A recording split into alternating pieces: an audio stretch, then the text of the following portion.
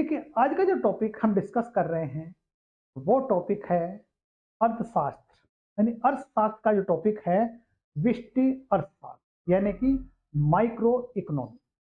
देखिए, ये जो टॉपिक है हमारा, जो इकोनॉमी जो हम यहाँ डिस्कस कर रहे हैं, वो आपका टीजीटी, पीजीटी और यूजीसी नेट तथा अन्य प्रतियोगिता परीक्षा के लिए काफी महत्वपूर्ण है।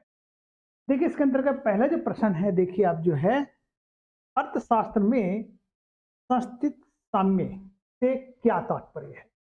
यानी कि जो है, अर्थशास्त्र में संस्थिति मतलब जो है, यानी साम्य से क्या तात्पर्य है। ए, जब परिवर्तन की संभावना न हो, जब विपरीत शक्तियां अक्रियशील हो, जब विपरीत शक्तियां प्रतिक्रिया से एक दूसरे का प्रभाव नष्ट कर दे। डी, जब बाह्य शक्तियां आंतरिक शक्तियां को नष्ट कर दे। अब देखिए, इसमें आंसर बनेगा जब विपरीत शक्तियां प्रतिक्रिया से एक दूसरे का प्रभाव नष्ट कर दे, तो आंसर बन जाता है हमारा सी। ये सी आंसर बन जाता है।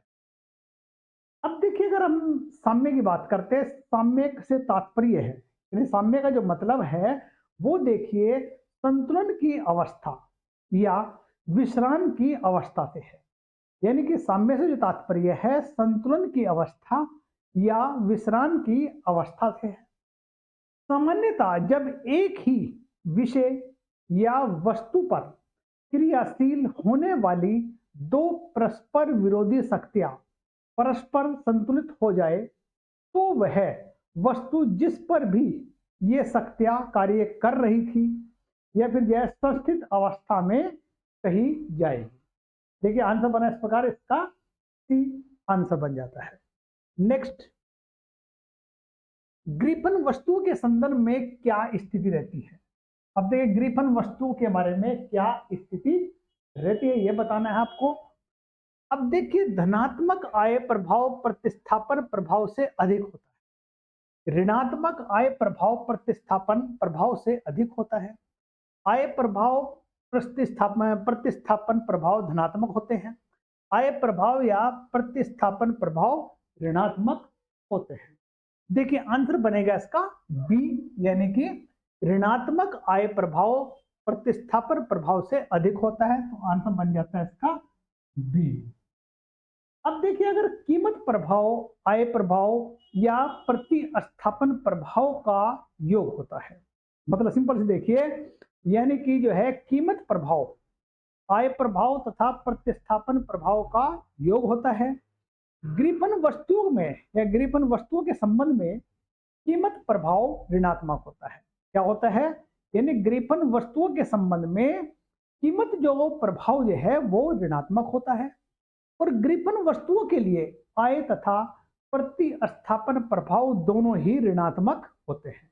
ध्यान दीजिए आप, जो है ग्रिफन वस्तुओं के लिए जो है आय और प्रतिस्थापन प्रभाव दोनों ही ऋणात्मक होते हैं तथा आय प्रभाव प्रतिस्थापन प्रभाव से अधिक शक्तिशाली होता है। इस प्रकार देखिए, आंसर बना इसका बी। नेक्स्ट, उपभोक्ता अतिरेक की अवधारणा किसने दी। यानी उपभोक्ता अतिरिक्त की अवधारणा किसने दी। ए, मार्शल, बी, रॉबिन्सन, सी, पेरेटो, डी, रिकार्डो। अब देखिए, इसमें आंसर बन जाता है मार्शल, आंसर बन जाता है ए। यानी मार्शल ने जो है उपभोक्ता अतिरेक की अवधारणा दी। अब देखिए, इसमें जो है उपभोक्ता अतिरेक की अवधारणा का जो प्रतिपादन है वो मार्शल ने किया।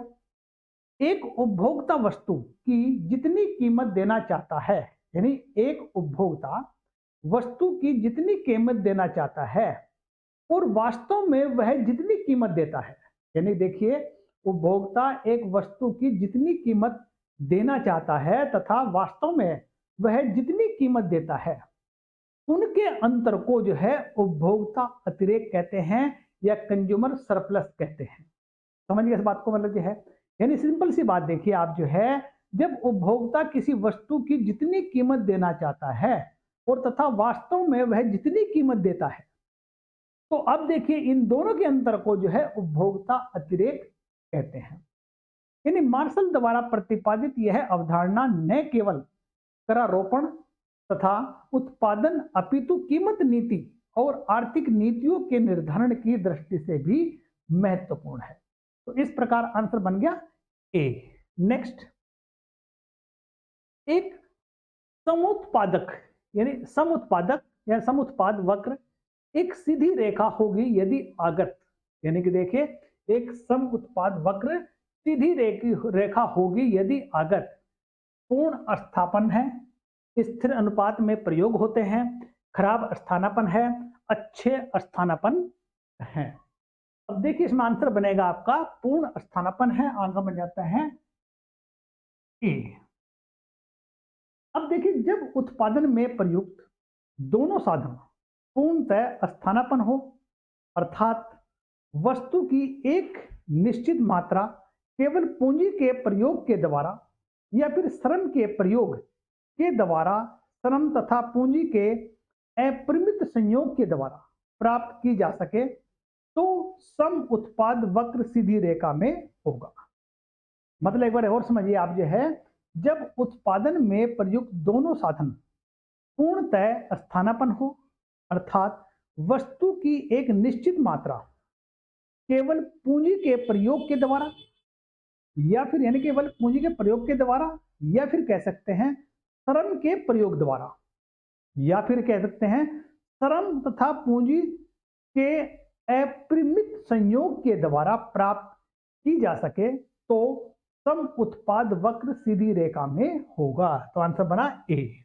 नेक्स्ट, निम्नलिखित वस्तुओं में किसकी मांग मूल्य लोच न्यूनतम होगी, यानी किसकी मांग की मूल्य जो है लोच न्यूनतम होगी। ए कार, बी आलू, सी नमक, डी हीरा। अब देखिए इसमें बनेगा आपका सी यानी नमक। अब देखिए जो है यहां पर देखिए आप जो है नमक के लिए मूल्य लोच न्यूनतम होगी क्योंकि नमक मनुष्य की अनिवार्य आवश्यकता है, अतः इसकी मांग की जो लोच है बेलोचदार होगी। और कार तथा हीरा विलासिता की वस्तु है, जबकि इनकी मांग जो है ये इनकी मांग की जो लोच है इकाई से अधिक होती है। आलू सामान्य वस्तु है जिसकी मांग की जो लोच है इकाई के बराबर होगी।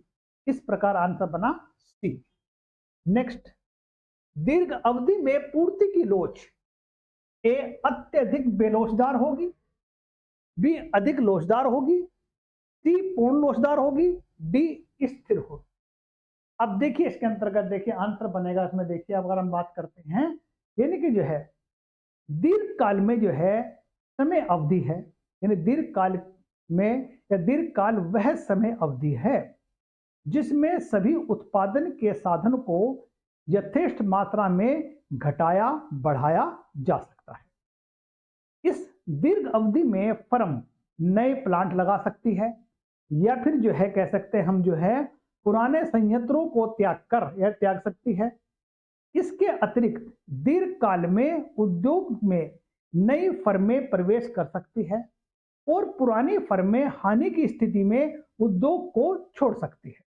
यानी दीर्घ काल में सभी साधन को बढ़ाया घटाया जा सकता है जिस कारण एक कोई साधन स्थिर नहीं होता है, अतः पूर्ति वक्र पूर्णतः लोचदार होगी।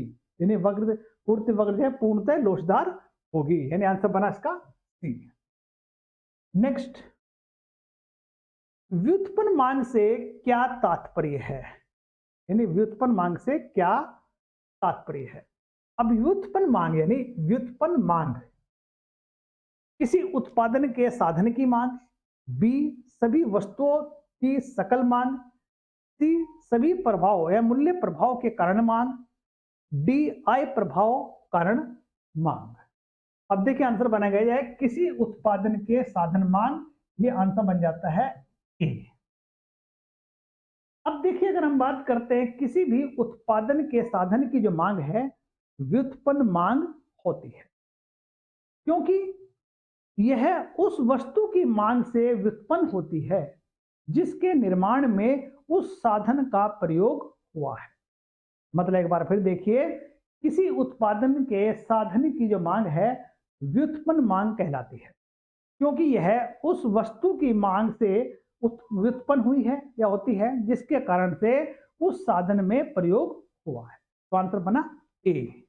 नेक्स्ट, सलूत्सकी यानी सलूत्सकी प्रमेय हमें बताती है। सलूत्सकी प्रमेय क्या बताते हैं? देखिए, ए अधिक एवं कम मांग वाली वस्तुओं के विषय में, बी आवश्यक वस्तु और विलासिता के विषय में, सी मूल्य प्रभाव में प्रतिस्थापन एवं आय प्रभाव के विषय में, डी ऊंचे और नीचे मूल्य वाली वस्तुओं के विषय में है। तो आंसर बनेगा इसका सी, यानी कि मूल्य प्रभाव में प्रतिस्थापन एवं आय प्रभाव के विषय में जो है सलूत्सकी हमें बताती है। आंसर बना इसका सी। अब देखिए, सलूत्सकी जो है, सलूत्सकी ने लागत अंतर विधि से प्रतिस्थापन प्रभाव का विश्लेषण किया।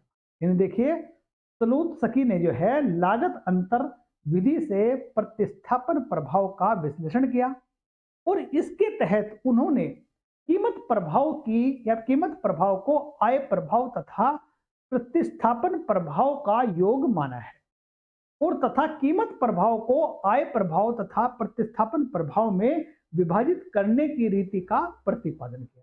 तो इसका आंसर बना हमारा सी। नेक्स्ट, निम्नलिखित में से कौन सा लक्षण पूर्ण प्रतियोगिता का नहीं है? अब इसे बताना पूर्ण प्रतियोगिता का नहीं है।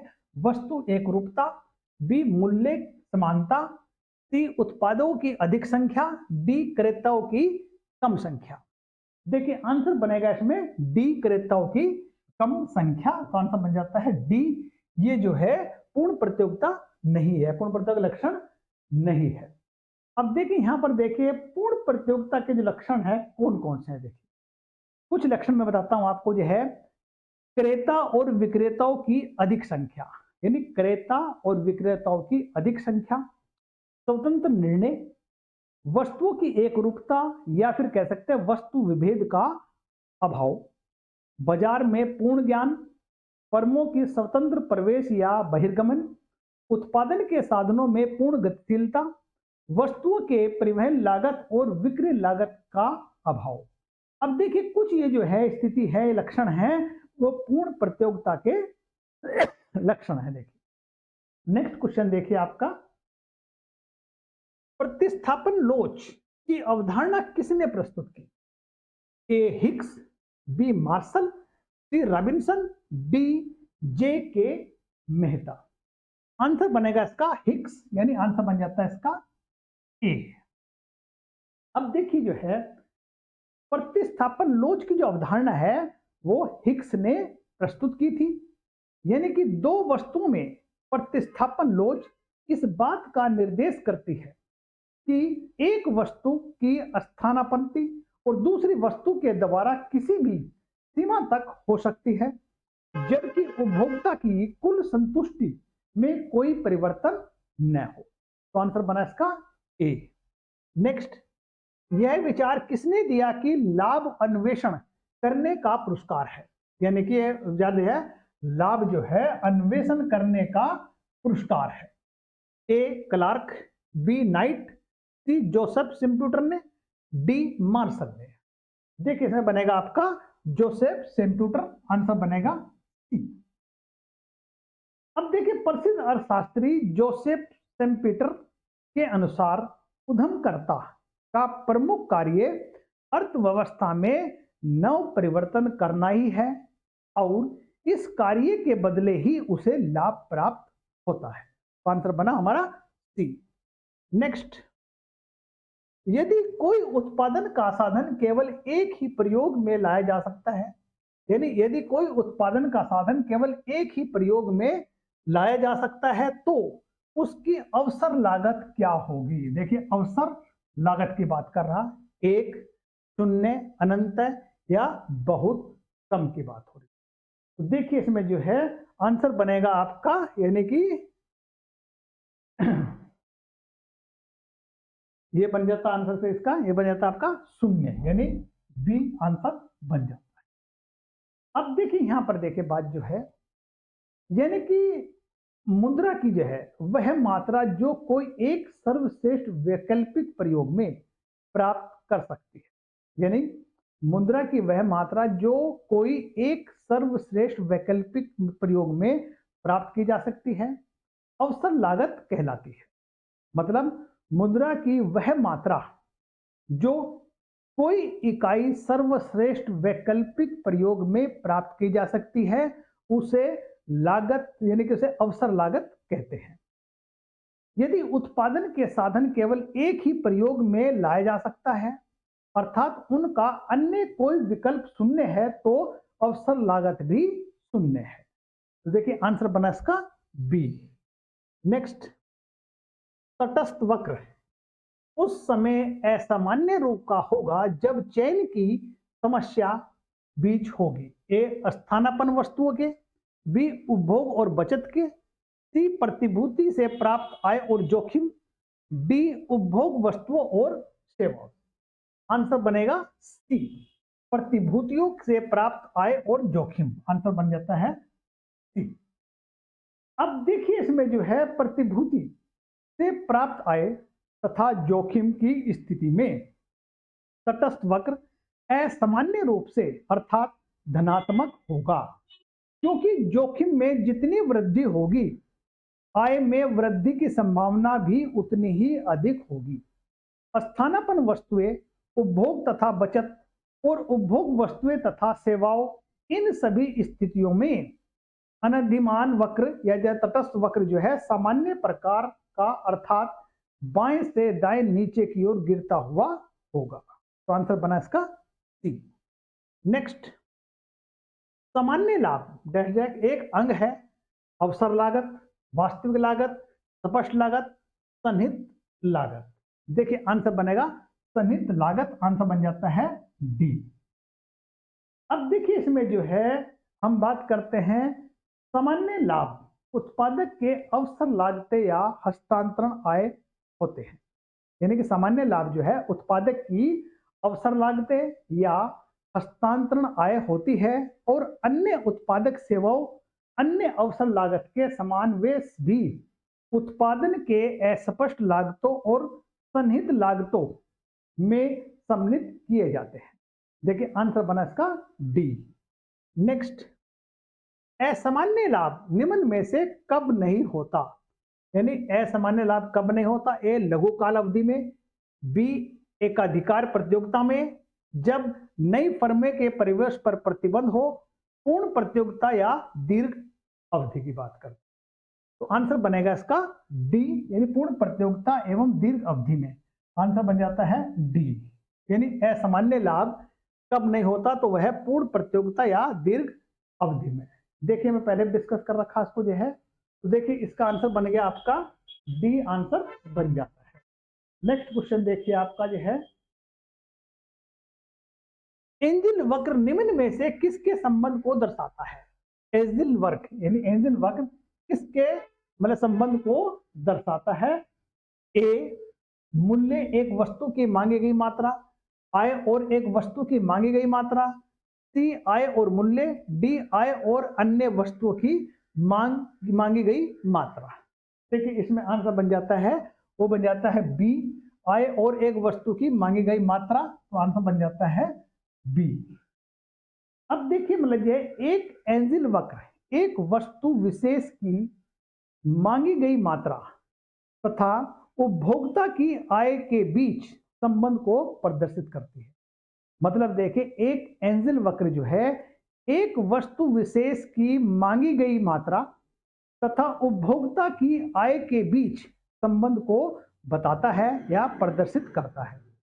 क्योंकि आय में वृद्धि होने से सामान्यता वस्तु की अधिक मात्रा की मांग की जाती है तथा एंजिल वक्र ऊपर से यानी ऊपर की ओर ढाल वाला होता है।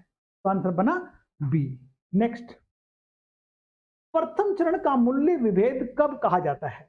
यानी प्रथम चरण का मूल्य विभेद कब कहा जाता है। ए जब एकाधिकारी विभिन्न बाजारों में भेद करता है, बी जब एकाधिकारी मात्रा के आधार पर भेद करता है, सी जब एकाधिकारी प्रत्येक क्रेता में भेद करता है, डी उपरोक्त सभी। आंसर बनेगा इसका डी उपरोक्त सभी। अब देखिए प्रथम चरण के मूल्य विभेद के अंतर्गत एकाधिकारी विभिन्न बाजारों, वस्तुओं तथा क्रेताओं में भेद करता है। इस चरण के मूल्य विभेद में उपभोक्ता को कोई भी उपभोक्ता की बचत प्राप्त नहीं होती है। तो आंसर बना डी। नेक्स्ट, अर्ध लगान के बराबर होता है कुल लागत, कुल आय, कुल आय, कुल परिवर्तन लागत, कुल आय, कुल स्थिर लागत, कुल आय माइनस कुल लागत के। देखिए आंसर बनेगा इसमें, देखिए आपका जो है ये बी बन जाता है आपका कुल आय और माइनस कुल परिवर्तन लागत के बराबर। तो आंसर बना इसका बी। अब देखिए इसमें जो है नेक्स्ट क्वेश्चन देखिए आपका, घटिया वस्तुओं के लिए मांग की आय लोच कैसी होती है। यानी घटिया वस्तुओं के लिए मांग की आय लोच कैसी होती है। ए शून्य, बी अनंत, सी धनात्मक, डी ऋणात्मक।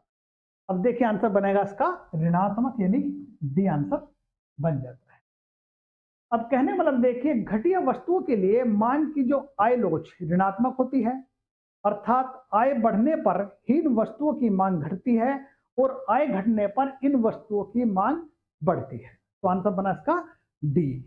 नेक्स्ट, ग्रिफिन वस्तुओं के संबंध में या ग्रिफिन वस्तुओं के संबंध आय प्रभाव धनात्मक होगा तथा प्रतिस्थापन प्रभाव ऋणात्मक। आय प्रभाव प्रतिस्थापन प्रभाव दोनों धनात्मक होंगे। बली आय प्रभाव ऋणात्मक होगा और स्थिर प्रतिस्थापन प्रभाव धनात्मक होगा। आय प्रभाव और प्रतिस्थापन प्रभाव दोनों ही ऋणात्मक होंगे। देखिए आंसर बना इसका ए। ग्रिफिन वस्तुओं के संबंध में आय प्रभाव धनात्मक होगा, प्रतिस्थापन प्रभाव ऋणात्मक होगा। तो आंसर बन जाता है ए। देखिए इसमें जो है नेक्स्ट क्वेश्चन देखिए, मतलब जो है एकाधिकारी निश्चित कर सकता है। देखिए एकाधिकारी निश्चित कर सकता है। ए केवल मूल्य उत्पादन नहीं, मूल्य एवं उत्पादन दोनों ही, या तो मूल्य या फिर उत्पादन। अब देखिए जो है न तो मूल्य और न उत्पादन। अब देखिए इसमें बताना है आपको जो है इसका आंसर बनेगा ए का मतलब सी आंसर, यानी कि एकाधिकार निश्चित कर सकता है या तो मूल्य या उत्पादन। आंसर बन गया सी। नेक्स्ट, बाजार का संतुलन तब स्थिर होता है जब मांग वक्र की ढाल पूर्ति वक्र की ढाल के बराबर होती है, पूर्ति वक्र की ढाल से कम होती है, पूर्ति वक्र की ढाल से अधिक होती है, पूर्ति वक्र की तरह क्यों होती है। देखिए इसमें आंसर बनेगा ए, यानी कि आंसर यानी कि बाजार का संतुलन तब स्थिर होता है जब मांग वक्र की ढाल पूर्ति वक्र की ढाल के बराबर होती है। तो आंसर बन गया हमारा ए। नेक्स्ट, अब देखिए इसमें मिलान करना है। देखो मिलान करने के लिए मैं सबसे पहले बताया है आप लोगों को कि इसमें ए बी सी लिख लीजिए, ए बी सी और डी, इस प्रकार लिखिए आप जो है। अब इस तरह लिखने से क्या है कि आपका आंसर गलत नहीं होगा। देखिए इसमें देखिए मार्शल का देखिए इसमें जो है आंशिक संतुलन, यानी कि ए का 3, ध्यान दीजिए आपको जो है इसका ए का 3 जो है। उसके बाद देखिए आपका जो है फिशर समय अधिमान, यानी बी का 1। सेमुल्सन देखिए ये व्यापारिक वक्र, ये सी का 2। उसके बाद जेमिन्सन ये देखिए आपका सीमांत उपयोगिता, यानी कि क्या। देखिए हमने ये मिलान कर देते हैं। अब इस मिलान में देखिए आप जो है इसको देखिए फिगर 3 1 2 4, यानी 3 1 2 4 आएगी, हमारा ए आंसर बन जाता है। तो हमारा ए हो जाता है। अब देखिए मार्शल जो है वो आंशिक संतुलन संबंधित है, फिशर समय अधिमान से संबंधित है, सेमुल्सन व्यापार चक्र और जेवेंस सीमांत उपयोगिता। अब देखिए नेक्स्ट क्वेश्चन देखिए आपका, निम्नलिखित वक्तव्यों पर विचार कीजिए। एक संविदा वक्र सबश्रेष्ठता बिंदुओं को रेखापथ होता है। एक किन्हीं दो अधिमान वक्रों के बीच, किन्हीं दो समानुपातक के वक्रों के बीच, अधिमान वक्रों और बजट रेखाओं के बीच। अब देखिए इसमें आंसर बन जाता है आपका 1 और 2, ये दोनों बन जाते हैं, यानी आंसर बन जाता है ए। उसमें ए आंसर बन जाता है। अब देखिए जो है संविधा वक्र जो है हमें दो रूप में जानते हैं। देखिए उपभोग संविधा वक्र, यह दो अधिमान वक्रों के बीच विनिमय के स्तर को दर्शित करने वाला वक्र है। वहीं पर उत्पादन संविधा वक्र, यह दो समोत्पादक वक्रों के बीच विनिमय के स्तर को व्यक्त करता है। तो आंसर बना हमारा ए। नेक्स्ट क्वेश्चन देखिए, एकाधिकार फर्म सामान्य आय लागत वक्र नीचे आरेख में दिए हुए फर्म के संतुलन किस बिंदु पर होगा। यानी इसमें फर्म का संतुलन बताना है, वो किस बिंदु पर होगा। देखिए इसमें जो है ए बिंदु, बी बिंदु, सी बिंदु, डी बिंदु। देखिए इसका आंसर बनेगा बिंदु ए, यानी यहाँ पर देखिए ये यहाँ पर यानी ए इसका बनता है। अब देखिए लागत, देखिए इसमें जो है लागत वृद्धि की जो स्थिति है, यानी इस चित्र में जो है सीमांत उत्पाद यानी कि सीमांत लागत सीमांत आय रेखा को ए बिंदु पर काटती है। यानी सीमांत लागत और सीमांत आय रेखा ए बिंदु पर काटती है। एक अधिकारी मतलब जिसमें लिए एक अधिकारी एमसी प्लस आरसी पर लाभ अधिकतम होगा, यानी एमसी प्लस एमआर ये यहां पर अधिक होगा। तो आंसर बना इसका ए बिंदु। तो आंसर बन गया इसका हमारा ए, आंसर बन जाता है। देखिए मैंने ये क्वेश्चन आपके साथ डिस्कस किए इकोनॉमिक्स के। आगे नेक्स्ट टेस्ट में नेक्स्ट क्लास में फिर मिलेंगे।